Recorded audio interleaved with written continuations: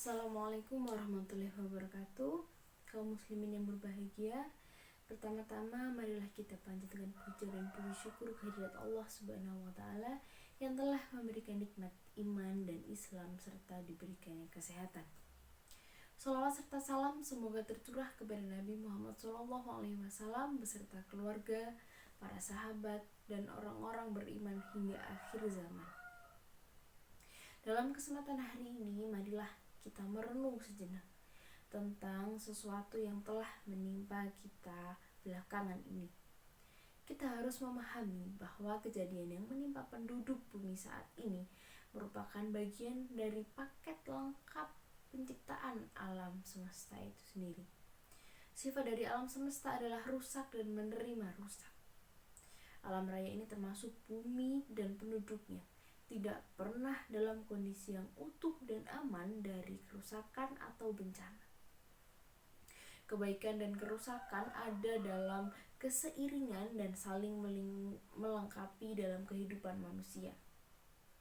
Mati dan hidup adalah bagian yang tak terpisahkan bagi umat manusia.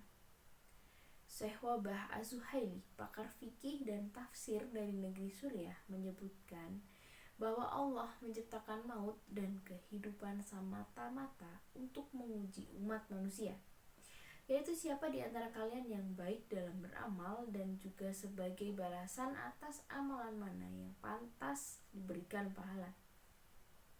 Sebaik-baiknya amalan adalah amalan yang ikhlas, mencari ridha Allah dan mengikuti kebenarannya, yaitu mengikuti apa yang telah diperintahkan Allah dan Rasul-Nya. Sebagai orang yang beriman, kita mestinya mampu menangkap isyarat yang diberikan Allah kepada kita, apapun bentuknya. Begitu banyak ayat Al-Quran yang menyebutkan objek bicara atau mukhatab ditujukan kepada orang-orang beriman. Kenapa? Karena orang-orang berimanlah kelompok yang memiliki kemampuan untuk menangkap pesan-pesan ketuhanan, baik yang tersurat maupun yang tersirat, termasuk pesan-pesan musibah COVID-19 yang sedang kita alami saat ini. Terkait hal tersebut, syukur adalah cara terbaik agar kita tetap survive, kita tetap berjuang dengan sikap yang positif di tengah musibah pandemi.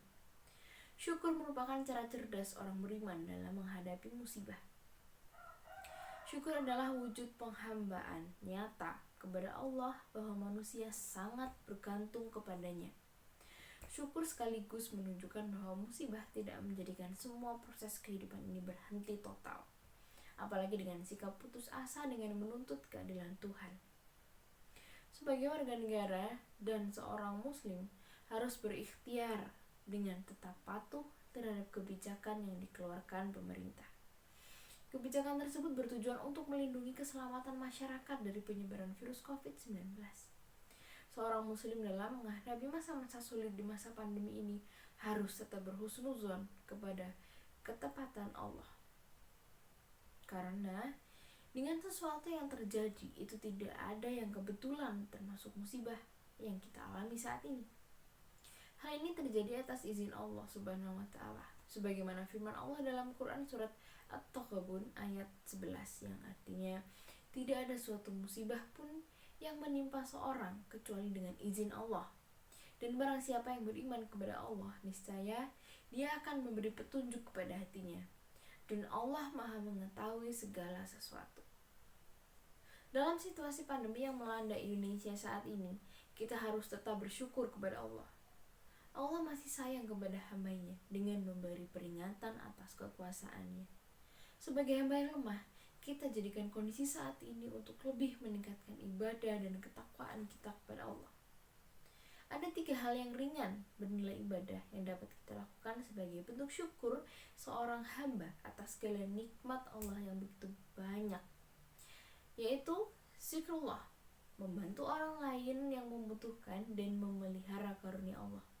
Yang pertama, kita akan membahas zikrullah sesuai dengan Al-Quran surat Al-Baqarah ayat 152 yang artinya, karena itu ingatlah kamu kepadaku, niscaya aku ingat pula kepadamu, dan bersyukurlah kepadaku, dan janganlah kamu mengingkari nikmatku. Penjelasan dari ayat tersebut adalah agar nikmat yang telah dianugerahkan Allah kepada kaum muslimin hendaklah mereka selalu ingat kepadanya. baik di dalam hati maupun di dalam lisan, dengan jalan tahmid atau membaca alhamdulillah, atau membaca tasbih yaitu membaca subhanallah, dan membaca Al-Quran dengan jalan memikirkan alam ciptaannya untuk mengenal, menyadari, dan meresapkan tanda-tanda keagungan, kekuasaan, dan keesaannya. Apabila mereka selalu mengingat Allah, Dia pun akan selalu mengingat mereka pula. Amalan yang kedua, membantu orang lain yang membutuhkan. Memanfaatkan kesempatan untuk membantu orang lain yang membutuhkan merupakan salah satu cara mensyukuri nikmat Allah. Di masa pandemi ini, seluruh masyarakat harus turun tangan untuk membantu saudaranya, para tenaga kesehatan, baik dokter maupun perawat. Tidak hanya para tenaga medis, kita pun berupaya membantu saudara atau tetangga terdekat kita yang merasa kesusahan. Terlebih di kondisi saat ini yang membutuhkan saling tolong-menolong untuk meringankan beban satu sama lain. Sungguh besar ganjaran pahala yang didapatkan oleh seorang muslim yang meringankan beban saudaranya yang lain. Satu hadis yang diriwayatkan oleh Abu Hurairah tentang keutamaan menolong saudara yang sedang kesusahan. Rasulullah bersabda, barang siapa yang membantu seorang muslim dalam suatu kesusahan di dunia, maka Allah akan menolongnya dalam kesusahan pada hari kiamat. Dan barang siapa yang meringankan beban seorang muslim yang sedang kesulitan, maka Allah akan meringankan bebannya di dunia dan di akhirat. Selanjutnya, nomor 3, yaitu memelihara karunia Allah. Kesehatan merupakan karunia Allah yang wajib kita syukuri dengan cara menggunakan masa sehat kita untuk berbuat kebaikan dengan tujuan menggapai ridha Allah. Selain itu, upaya menjaga kesehatan juga merupakan salah satu cara mensyukuri nikmat. Pada masa pandemi ini, upaya yang dapat kita lakukan antara lain dengan menggunakan masker setiap keluar rumah, menjaga pola hidup sehat dengan menjaga kebersihan lingkungan. Seorang hamba wajib merawat karunia yang telah Allah limpahkan kepadanya sebagai bentuk rasa tanggung jawab dan rasa syukur atas nikmat tersebut. Jangan pernah sia-siakan kenikmatan yang telah diberikan, karena jika Allah mencabut nikmat tersebut, maka kerugian besar akan datang. Sebagai seorang muslim, apapun musibah yang menimpanya, maka jangan pernah lupa bahwa itu semua dari Allah, dan Ia Maha Tahu bahwa itu terbaik bagi hambanya.